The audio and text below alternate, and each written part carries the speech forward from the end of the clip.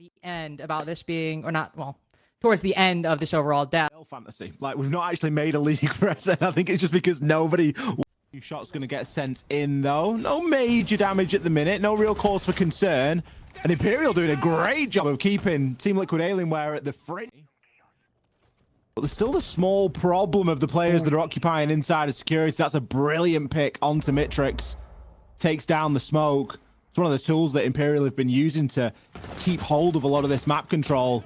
Nades now can get sent through. Maya's going to have to get active here. Oh, Maya gets active, and so does the rest of the team, just lurking in this mid-round. Fellapox, Nade, and JB92 putting in work. Florio, last defender on the site, has a 1v1 through metal, but that's a Blackbeard in his way. Might have to instead focus on isolating Maya outside on the army balcony. Spotted through the wall. Domed with the secondary pistol. Flanking around into Fountain. They shoot that shotgun, and it'll reveal his position once it breaks through, but a 1v2 quite doable with JB92 on low health, but knows there's likely going to be a player tucked in, but the plant's already going down here. Thatcher covering and making sure that no electronics can get detonated. Maya will find himself downed along with Felipox, so maybe a C4 there just catching a little bit of damage. Difficult job here for JV. Is he going to revive, or is he just going to continue to hold? I think he's only really got one option. Yeah, I think you just have to continue to hold at this point. If you start dedicating a res, somebody might hop out the window. You never know how close a player might be. Mitrix and Florio hoping that somebody from Team Liquid Alienware will go for the swing. Instead, JV92 on the patience play. Fellapox hops right on in, but it's Thatcher with the closer. This is really just going to be about singling out the first player. For Team Liquid Alienware, really about just moving into the site. Oh, through the wall! X hits Fellapox on the clothesline. Imperial Esports, best advantage they've had so far. Might be the first round they've had so far. Maya creeping around, playing the metal balcony on the last armory defense or armory attack as well. Deathmark trackers not used whatsoever. So taking this brief lull in the action to get an angle on the CC defender. It was Team Liquid Alienware in the disadvantage in round one, but with still 4 players left alive, they were able to lurk around courtyard, find these nice angles. This is much starker odds they're facing in round 3. Imperial out of the time. Bans. Is the Blitz going to get targeted here? No, it's going to be the... It's not going to stop them from being as deadly. And still, with this smoke tucked deep inside of Armory, a challenge he can win here. Challenge he can win. Close to the shotgun. Oh, but a well-timed flash puts the engagement firmly in Team Liquid Alienware's favor. Nothing Yex can do despite the superior weapon for that position. With only 30 seconds to go, Team Liquid Alienware have a man advantage, they have a positional advantage, but not a lot of time to convert either of those things. KZ coming into the pre-plant position, holding the flank around the main double door. Mitrix going down. I believe Maya from up above secures that one. Machina again in the duel with KZ on one of these exterior windows and wins it. Big player winning these fights, but seems like a lot of the efforts might be all for naught. Nade good for the cover too. Florio just a second too late with that C4. 2 options that Imperial Esports had. Could have won it, but both end up either mistimed or going wide. Florio, not like Yex with that shotgun up close. Everyone on T-Law is way too far away for this shotgun to really make a difference for the mute. Now it's Sexy Cake, left to try and mount the retake. Nothing he can do. Aquina feels like he's got a bit of an angle worth keeping hold of, but Maya on the snake is going to get some good information right now. This should be a freebie. Oh, poor timing for Mitrix, but he was called out on the Soliton scanner regardless. Big opener. That's now control of Workshop. Maya knows there's someone else backing him up and just lines him up. Is he going to get a third? Yes, he is. KZ with one in between. And it's now all down to the clash.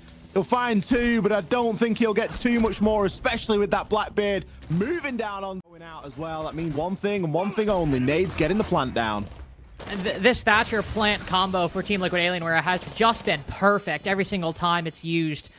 Players have gotten down a couple times, hopping out of windows or repositioning, but right now 5v4 with barely anybody taking damage. Nade just breathing in a bit too much smoke on the way out. Fellapox covering with the glass.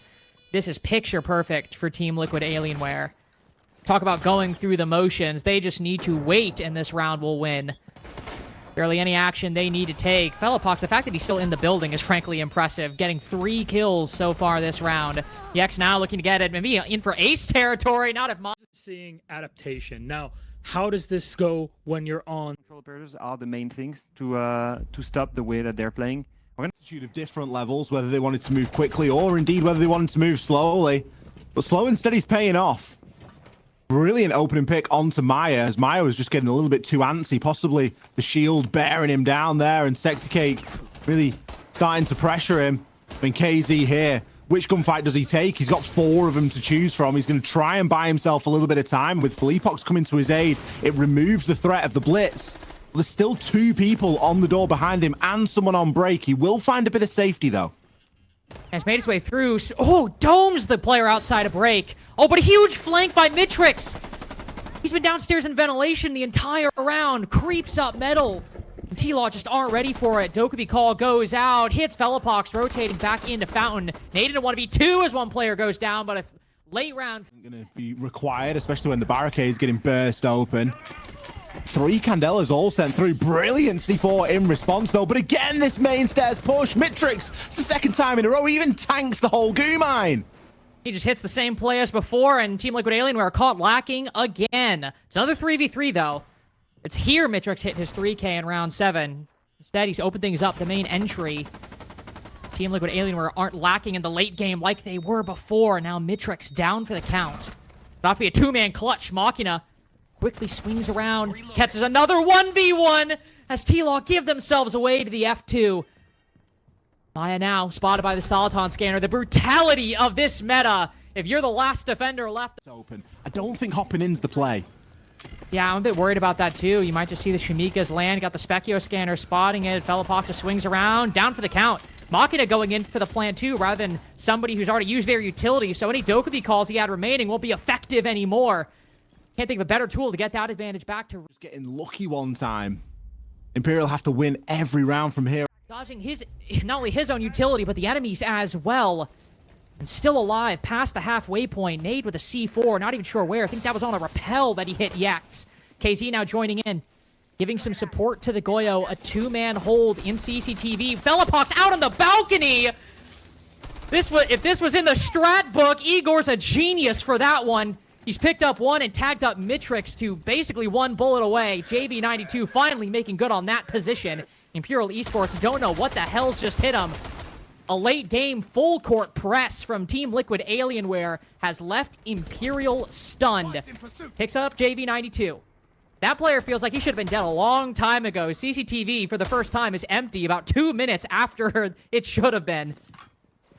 Clash still harassing them out on the balcony. Only 1 smoke bolt. No canisters for that launcher. How are Team Liquid Alienware, or excuse me, how are Imperial going to get around this one? The Clash in their way, to be fair. And more utility for Team Liquid Alienware as well. Fire extinguisher popped. KC thinks about retreating off the back of it. No, prone instead! That is certainly an angle they did not expect. How about a little 2 for the finishers? Team Liquid Alienware stun on Imperial in round. Hello, Igor. Good to see you, Mr. Igor Setege, joining us on the broadcast. Congratulations on the win. I'm going to take it from your perspective because yesterday we got to hear it from Felipox. Now you've had 2 7-3 wins. What do you feel from this point of view of coaching, of seeing things on a macro perspective needed to change in the in-between time from kickoff into stage 1?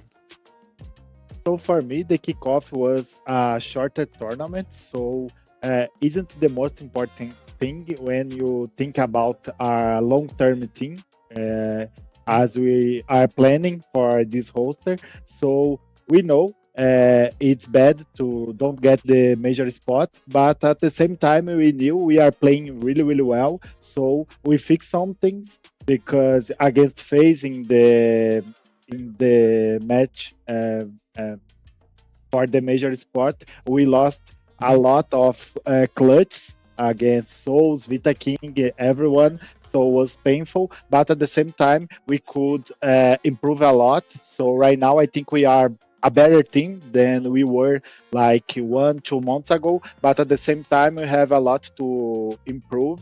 So I am excited for the future.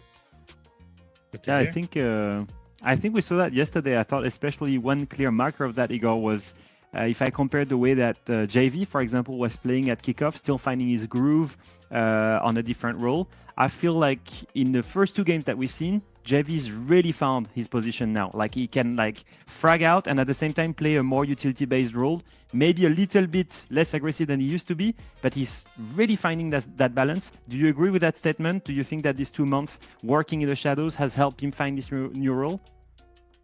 I think this helped, but at the same time, JV was playing really well in the scrims, in the kickoff, but during the official match, he didn't have a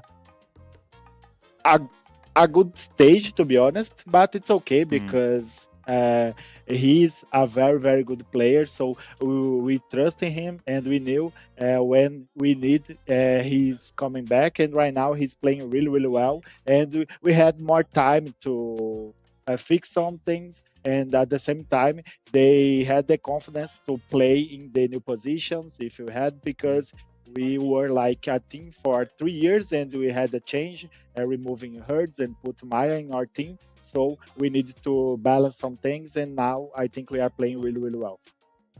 Yeah, honestly, like looking at these two first play days, obviously there's the question that you played against on paper weaker teams than the big ones in Brazil, but still it was you know, it's always a trap. The quality in South America League is so good that you know you can never underestimate a team. Just a quick question, but that's more from I guess a viewer's perspective. I saw you guys not ban Dokaibi in this game on border, and I saw the first ban, which was a crowd control operator. I believe you banned Demos, and I was like, okay, surely the next one is going to be Dokaibi. Why didn't you ban it, and how do you guys plan on countering that operator now that it is so strong in the meta? Yeah, Dokaibi is so strong right now. To be honest, we banned Nomad because we had Case, we had Pelipox, so in border we can go away in the map and play really, really aggressive. So we knew they will be like concerned about that. So, but when I saw they play, I called to Clash because we've been Nomad, and now we've been Dokaibi, so we could use Clash really well in the map. So for us, it was okay, but they banned Mute, so we couldn't do too much about counter-attack Dokaibi. We only accept we are for cup, and that's it. Fair enough. I mean, the ban itself didn't really fit what you guys were planning on anyways, so it makes sense. Now, Leo alluded to the fact that you played two weaker opponents in the opening weekend. Next week, you're playing against your old organization in FURIA. What is that? Is there anything that has like I guess a deeper meaning to it, or is it just another team that we have to beat? How do you see it?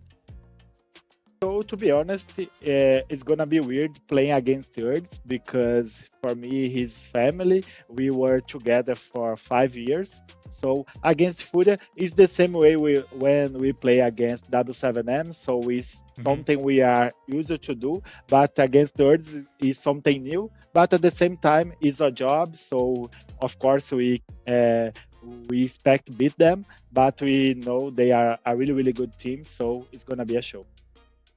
Of course, opponents on the server, family outside of it. Igor, thank you very much. Congratulations on the win today and yesterday. All 6 points from week number 1. We'll hope to see you next week. Till then, take care. Thanks so much, guys. Bye-bye.